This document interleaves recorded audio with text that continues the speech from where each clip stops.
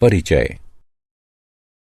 हे रश्मि, मधुमक्खी के छत्तों में उन छेदों को देखो। हाँ, मधुमक्खियाँ कितने सुंदर छत्ते बनाती हैं। क्या तुमने उन छत्तों पर ध्यान दिया है? वे एक प्रतिरूप में हैं। हाँ, वे एक प्रतिरूप में हैं।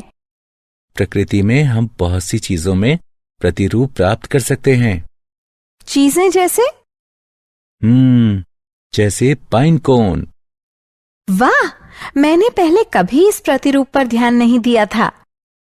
हमारे गणित के अध्यापक ने हमें इनमें से एक प्रतिरूप के बारे में पढ़ाया था, जो उत्तरोत्तर पद अपने से पहले के पदों में एक निश्चित संख्या जोड़ने से प्राप्त होते हैं।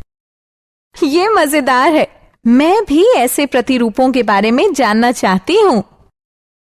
ठीक है, तो आओ मैं तुम्हें इसके बारे में विस्तार से बताता हूं। उद्देश्य। इस पाठ के अंत में आप निम्न करने में सक्षम हो जाएंगे: समांतर श्रेणी की व्याख्या करना, पदों और सार्वअंतर को परिभाषित करना, समांतर श्रेणी का व्यापक रूप लिखना, समांतर श्रेणी का nवां पद ज्ञात करना, दी गई समांतर श्रेणी के प्रथम n पदों का योग ज्ञात करना, समांतर श्रेणी से संबंधित उदाहरणों को हल करना।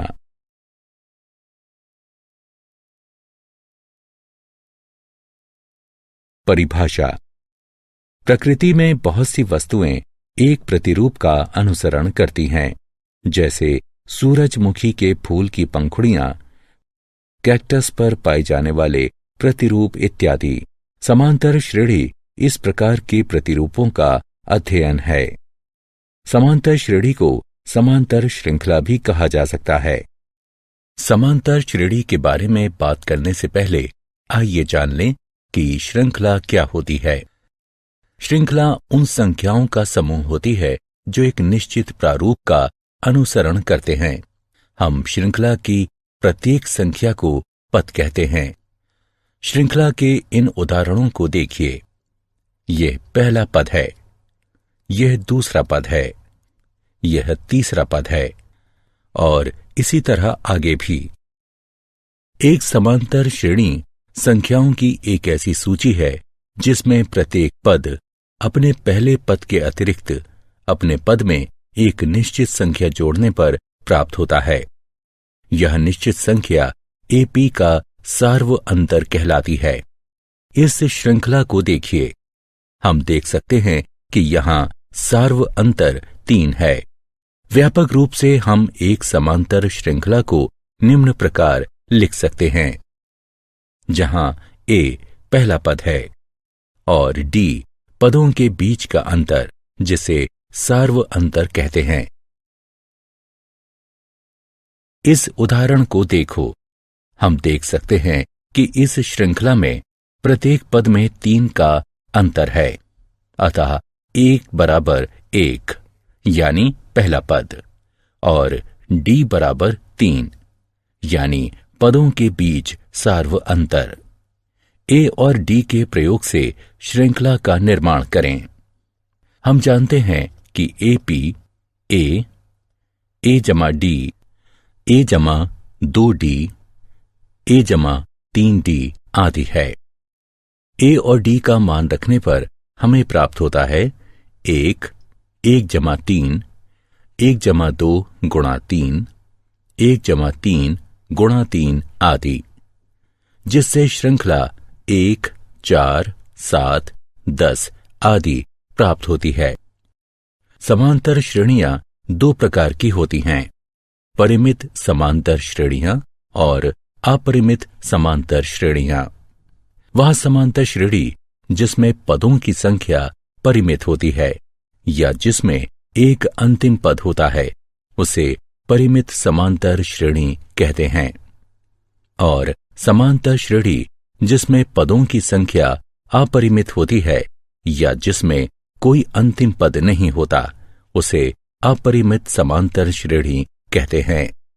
यहां अपरिमित समांतर श्रेणियों के कुछ उदाहरण हैं। अब इस श्रृंखला को देखिए। क्या आप सार्व अंतर बता सकते हैं? हाँ, आप सही हैं। इसका सार्व अंतर ऋण 3 है। सामान्यतः एक AP, A1, A2 आदि के लिए हमारे पास 1D बराबर AK जमा 1 ऋण AK होता है, जहां AK जमा 1 और AK क्रमशः K जमा 1वां और Kवां पद होते हैं।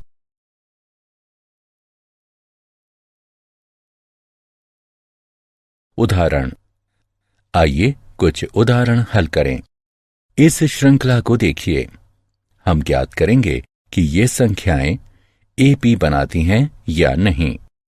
यहां A1 ऋण 3 है, A2 ऋण 3 है, A3 ऋण 3 है, इत्यादि।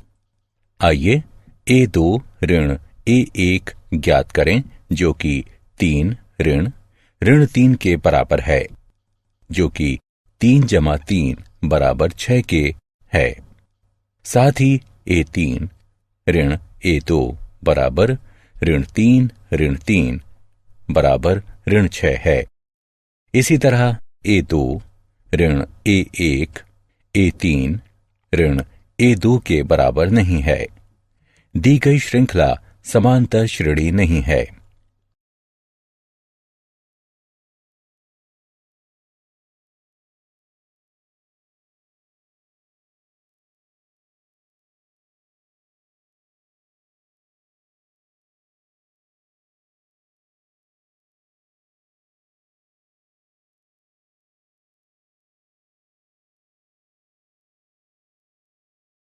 एक AP का nवां पद।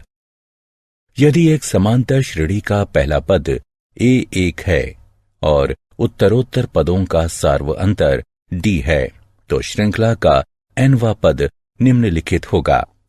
हम जानते हैं कि इसे AP का व्यापक पद AN कहते हैं। यदि AP में M पद हैं, तो AM अंतिम पद को निरूपित करता है, जिसे कई बार L से भी निरूपित करते हैं। आइए अब nवां पद के सूत्र के प्रयोग से दी गई AP का 8वां पद ज्ञात करें। यहां A बराबर 2, D बराबर 7, घटा 2 बराबर 5 और N बराबर 8 है। हम जानते हैं कि AN बराबर A जमा N घटा 1 D। अतः A8 बराबर 2 जमा 8 ऋण 1 गुणा 5 बराबर 2 जमा 35 बराबर 37। अतः दी गई AP का 8वां पद 37 है।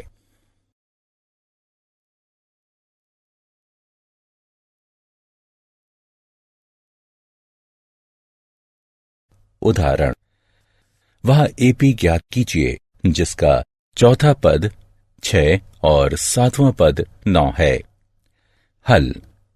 दिया गया है कि चौथा पद 6 और 7वां पद 9 है। अतः A4 बराबर A जमा 4 घटा 1 D। इसलिए जो A जमा 3D बराबर 6 के है, इसे 1 के रूप में अंकित कीजिए और A7 बराबर A जमा 7 ऋण 1 D, जो कि A जमा 6D बराबर 9 के है, इसे 2 के रूप में अंकित कीजिए। अब रैखिक समीकरण युग्म 1 और 2 को हल करने पर हमें प्राप्त होता है A बराबर 3 और D बराबर 1। अतः वांछित AP 3, 4, 5, 6, 7 है।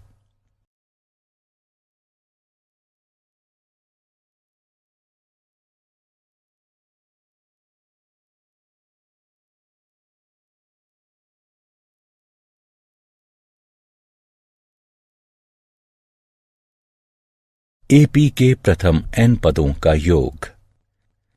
हम जानते हैं कि AP का nवां पद AN बराबर A1 जमा N ऋण 1 D होता है। मान लीजिए कि एपी के प्रथम n पदों का योग s है, अतः हमारे पास है s बराबर a जमा a जमा d जमा a जमा 2d जमा इत्यादि जमा a जमा n ऋण 1 d। इसे 1 के रूप में अंकित कीजिए। अब हम इन पदों को उल्टे क्रम में लिखेंगे, अतः हमें प्राप्त हुआ s बराबर a जमा n ऋण 1 d जमा a जमा n ऋण 2 d जमा इत्यादि जमा a जमा d जमा a। इसे 2 के रूप में अंकित कीजिए। अब एक और 2 का योग करने पर हमें निम्न प्राप्त होगा। ये एपी के प्रथम n पदों का योग है। इसे हम निम्न रूप में भी लिख सकते हैं। हम जानते हैं कि a जमा n ऋण 1 d a n है, अतः s हो जाता है n बटे 2 गुणा a जमा a n। हम अंतिम पद a n को l के रूप में भी लिख सकते हैं, अतः s हो जाता है n बटे 2 गुणा a जमा l। हम इस परिणाम का प्रयोग उस समय कर सकते हैं जब AP का प्रथम और अंतिम पद ज्ञात हो और सार्व अंतर ज्ञात नहीं हो।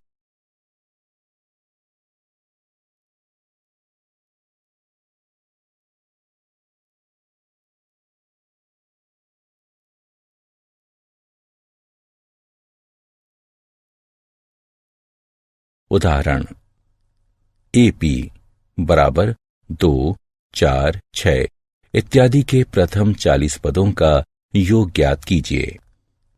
हम देख सकते हैं कि दी गई श्रेणी AP है, जिसका प्रथम पद a बराबर 2 और सार्व अंतर d बराबर 2 है। हमें प्रथम 40 पदों का योग ज्ञात करना है, अतः n बराबर 40। हम जानते हैं कि s बराबर n बटे 2 2a जमा n ऋण 1 d, अतः s 40 बराबर 40 2 गुणा 2 जमा 40 ऋण 1 2 बटे 2, जो कि 20 4 जमा 78 बराबर 1640 के बराबर है। अतः AP के प्रथम 40 पदों का योग 1640 है। प्रथम 1000 धनात्मक पूर्णांकों का योग ज्ञात कीजिए। मान लीजिए कि s बराबर 1 जमा 2 जमा 3 जमा इत्यादि जमा 1000। AP के प्रथम n पदों के योग का सूत्र प्रयोग करने से हमें निम्न प्राप्त होगा और n का मान रखने पर निम्न। यह 500 गुणन 1001 के बराबर है, जो कि 500,500 होता है। अतः प्रथम 1000 धनात्मक पूर्णांकों का योग 500,500 है।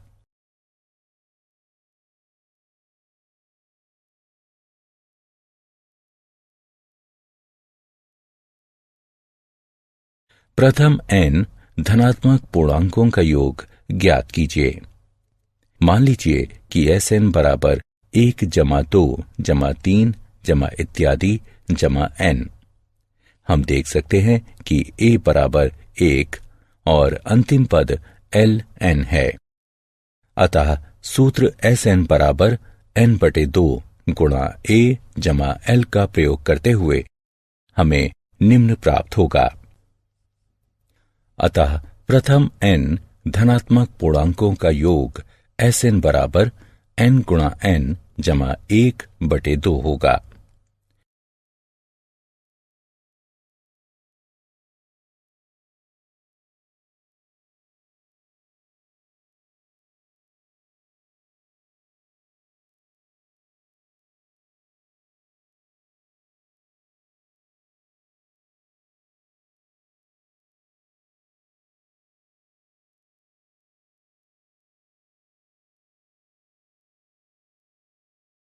उस एपी के प्रथम 19 पदों का योग ज्ञात कीजिए जिसका nवां पद 2n जमा 1 है। क्योंकि nवां पद 2n जमा 1 है, अतः प्रथम पद बराबर 2, 1 जमा 1 बराबर 3, द्वितीय पद बराबर 2, 2 जमा 1 बराबर 5 आदि, और 19वां पद बराबर 2, 19 जमा 1 बराबर 39। अतः संख्याओं की सूची जो हमें प्राप्त होती है 3, 5, 7 इत्यादि 39। अब S19 ज्ञात करना है। हमारे पास है n बराबर 19, a बराबर 3 और l बराबर 19। अतः S19 बराबर 19/2 गुणा 3 जमा 39 है। यहाँ 19/2 गुणा 42 के बराबर है। अतः एपी के प्रथम 19 पदों का योग 399 है। क्या आप जानते हैं एपी का nवां पद उसके प्रथम n पदों के योग और प्रथम n-1 पदों के योग का अंतर होता है, यानी an बराबर sn ऋण sn ऋण 1।